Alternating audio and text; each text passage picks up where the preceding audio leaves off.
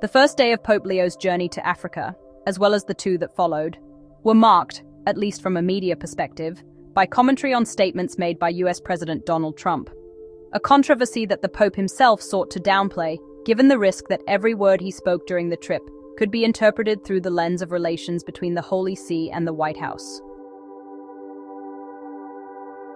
As a result, a particularly significant remark made by the successor of Peter on the morning of Monday, April 13th, during his first greeting to journalists on the flight that had just taken off for Algiers, went almost unnoticed.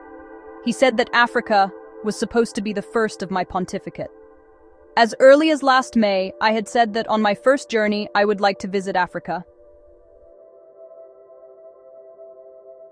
So, immediately after his election, Pope Leo XIV had expressed this specific desire to his collaborators, a wish that could not come to fruition at the time for logistical reasons, but which says a great deal about how the first pope born in the United States understands his mission. One must not forget a fundamental aspect of Robert Francis Prevost's biography. He is a missionary religious, a characteristic that is quite rare in the history of the papacy in recent centuries. Pope Leo spent many years as a missionary and parish priest in Peru, and later returned there as a bishop at the request of Pope Francis. It is in light of this vocation that we can understand his desire for a first journey to Africa and what we are witnessing these days. The Pope smiling and at ease as he follows the rhythmic songs and traditional dances accompanying Eucharistic celebrations, as he devotes himself to meeting and embracing children, as he spends long moments shaking hands and greeting people. Above all, as he speaks about the newness of the gospel encountering cultures and peoples, becoming a driving force for peace and transformation. This was evident in Bamenda, Cameroon, where the Bishop of Rome went to support the building of peace and coexistence in a context tragically marked by civil war. Or, in Yaoundé, when addressing the academic world, he spoke of the importance of forming consciences that are free and endowed with a holy restlessness, a necessary condition for the Christian faith to appear as a fully human proposal. Such a faith is capable of transforming the lives of individuals and of society, of inspiring prophetic change in the face of the tragedies and forms of poverty of our time. It is no coincidence that Pope Leo XIV pointed to the revival and deepening of the late Pope Francis's apostolic exhortation Evangelii Gaudium as a program for the upcoming consistory.